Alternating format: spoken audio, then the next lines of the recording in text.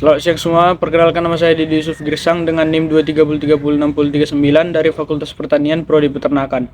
Di sini saya akan menjelaskan tentang anatomi dan sistem skeleton unggas, yaitu pada spesies ayam atau Gallus domesticus. Nah, yang pertama saya akan menjelaskan sistematika ayam, subfilum Vertebrata, terus ordonya Galloformis, tribusnya Fasinina, genusnya Gallus, spesiesnya Gallus domesticus. Nah, selanjutnya saya akan menjelaskan bagian-bagian dari ayam. Yang pertama itu ya caput ataupun kepala. Yang kedua itu kolum ataupun leher. Truncus atau badan. Selanjutnya ekstremitas. Anteriornya itu seperti sayap. Posteriornya itu kaki. Selanjutnya saya akan menjelaskan tentang caput yang terdiri atas rostrum, yaitu itu paruh. Selanjutnya capomoris ataupun mulut, lalu itu nares ataupun lubang hidung, lalu cera ataupun tonjolan kulit atau jengger, lalu organ visus, indera penglihatan yang terdiri bagian kiri dan bagian kanan, lalu porus yang terletak sebelah dorsocallus dari organ visus ditutupi oleh bulu halus. Nah, setelah itu cervix berbentuk panjang dan fleksibel yang menghubungkan caput dan trunkus. Trunkus tertutup bulu yang tebal. Pada trunkus terdapat dua pasang ekstremitas. Di bagian kaudalnya terdapat bangunan yang disebut orophygium, tempat berpangkalnya bulu-bulu ekor. Lalu kaudal yaitu ekor. Selanjutnya di sini saya akan menjelaskan tentang bulu. Yang pertama yaitu plumae. Plumae adalah bulu penutup tubuh. Yang pertama itu calamus. Calamus merupakan tangkai bulu yang melekat pada badan. Yang selanjutnya itu rachis, yaitu pecilum, yaitu bendera bulu sebelah kiri dan kanan. Selanjutnya lumulae. Tipe ini terdapat pada burung muda, yang terutama yang masih mengeram. Yang ketiga yaitu Phyloplumae. Phyloplumae ini memiliki bentuk seperti rambut kaki atau yang memiliki tangkai bulu yang panjang, ujungnya terdapat barbae dan berbulai. Di sini saya akan menjelaskan tentang sistem digestoria pada unggas. Yang pertama itu rostrum, merupakan paruh, tempat awal masuknya masuk makanan. Selanjutnya ke esophagus. Esophagus merupakan saluran lewatnya makanan setelah masuk melalui rostrum. Lalu habis itu tembolok. Tembolok merupakan organ berbentuk seperti kantong yang berfungsi sebagai tempat penyimpanan makanan sementara pada crop. Setelah itu proventriculus berfungsi sebagai pencernaan makanan secara mekanik. Secara enzimatis. Lalu lanjut lagi ke ventriculus, yang dimana ini merupakan tempat berlangsungnya pencernaan makanan secara mekanik dengan bantuan-bantuan kecil atau grid yang ikut masuk ke dalam ventriculus pada saat ayam makan. Ventriculus lanjut ke intestinum. Intestinum tenue ini terdiri dari tiga, yaitu duodenum, jejunum, dan ileum.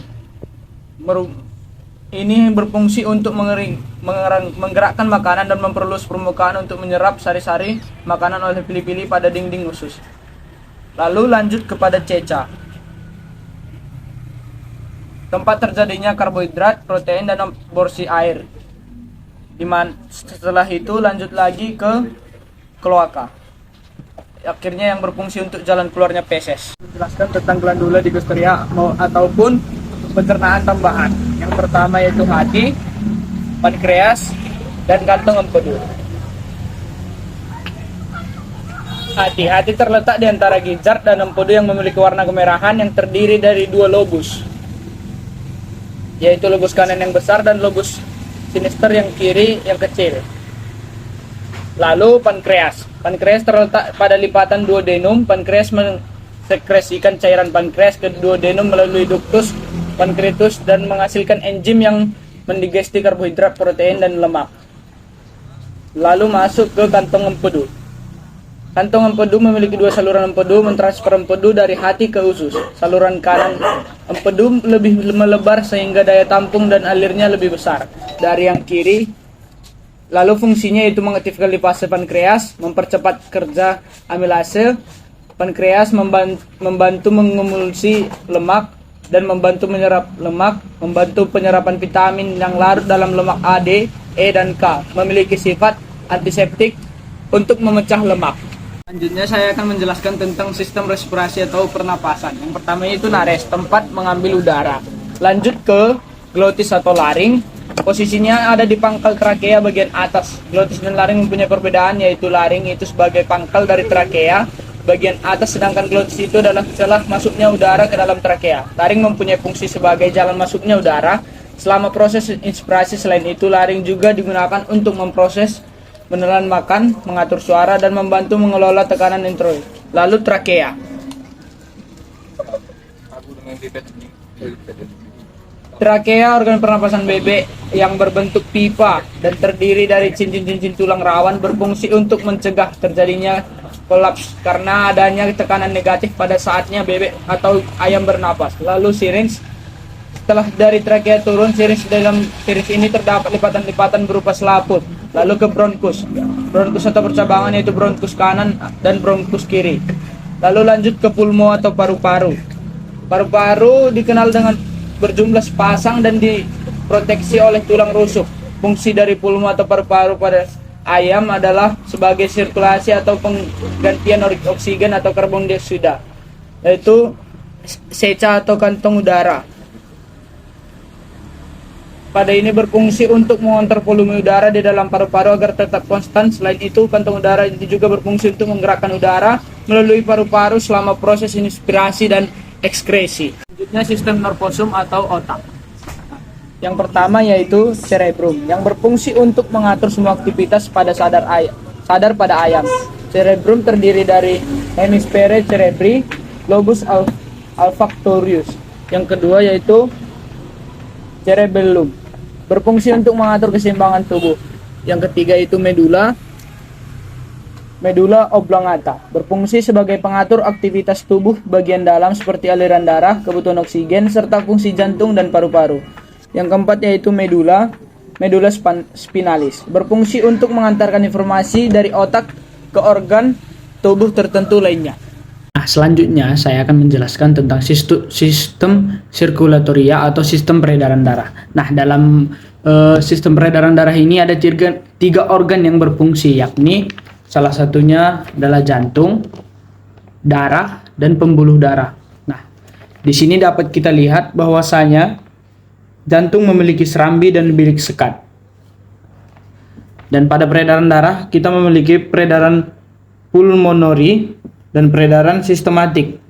Di tengah-tengahnya kita mendapatkan adanya partikel.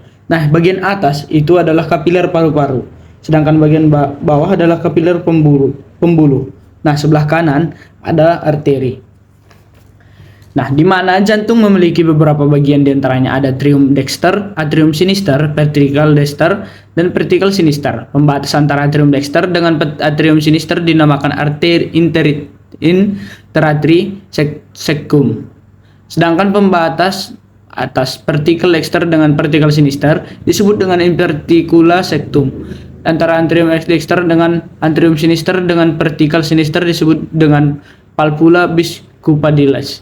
Nah, selanjutnya ada darah, terdiri 3 macam. Pertama ada sel darah, berfungsi untuk transportasi nutrisi seperti O2, CO2, dan juga hormon. Yang kedua sel darah putih. Nah, di sel darah putih ini berfungsi sebagai antibodi. Yang ketiga itu darah trombosit, yang berfungsi untuk proses pembekuan darah. Dan yang terakhir itu kita lanjut ke pembuluh darah. Nah, di pembuluh darah ini dibagi menjadi 2 macam, yaitu arteri yang berfungsi untuk mengalirkan darah dari jantung ke seluruh tubuh. Nah, dalam sirkulasi ini terdapat 2 mekanisme, yaitu pertama inspirasi, dan inspirasi ini itu darah di bawah dari paru-paru oleh vena pulmonalis menuju atrium sinister. Nah, setelah itu menuju vertical sinister melalui palpula biscupadilis, kemudian mengalir menuju seluruh tubuh melalui aorta. Biasanya pada saat proses inspirasi darah kaya akan O2. Mekanisme kedua yaitu ekspirasi itu darah dari seluruh tubuh dibawa oleh vena cava menuju atrium dexter, kemudian darah menuju ventricle dexter melalui valvula trifundalis, kemudian menuju paru-paru melalui arteri pulmonalis. Biasanya ekspresinya kaya akan CO2. Nah, yang terakhir kita akan membahas enzim pada proses pencernaan. Nah, dimulai dari pakan yang termasuk ke dalam mulut atau paruh akan tercampur dengan kelenjar saliva. Di sini terjadi proses enzimatik, yaitu amilase. Enzim amilase berfungsi sebagai pemecah pati atau karbohidrat menjadi glukosa atau gula. Selanjutnya pada proventriculus dan gizzard terdapat enzim pepsin yang berfungsi untuk mengubah protein menjadi asam amino. Nah, setelah itu terdapat enzim lipase yang berfungsi untuk mengubah lemak menjadi asam lemak dan gliserol. Nah, selanjutnya di usus halus terutama atau duodenum terdapat enzim amilase, enzim tripsin yang berfungsi untuk mengubah protein menjadi asam amino untuk diserap oleh tubuh, enzim kolganase yang berfungsi untuk degradasi ikatan polipeptida dari kolagen saat protein belum mengalami denaturasi. Nah, setelah itu di usus besar ada jejunum terdapat enzim maltase yang berfungsi untuk memecah maltase menjadi glukosa. Dimulai dari pakan yang masuk ke dalam mulut atau paruh akan tercampur dengan kelenjar saliva, di mana di sini terjadi proses enzimatik, yaitu amilase dan enzim amilase berfungsi sebagai pemecah pati atau karbohidrat menjadi glukosa atau gula, enzim sukrase yang berfungsi untuk memecah sukrosa menjadi molekul gula, dan enzim laktase yang berfungsi untuk memecah laktosa menjadi 2 molekul gula sederhana yaitu glukosa dan galaktosa, dan enzim peptisida yang berfungsi untuk memecah ikatan peptida antara asam amino pada rantai polipeptida atau protein. Nah, sekian penjelasan dari saya tentang anatomi ternak unggas, yaitu pada ayam. Semoga dapat berguna untuk kita semua. Akhir kata saya ucapkan terima kasih.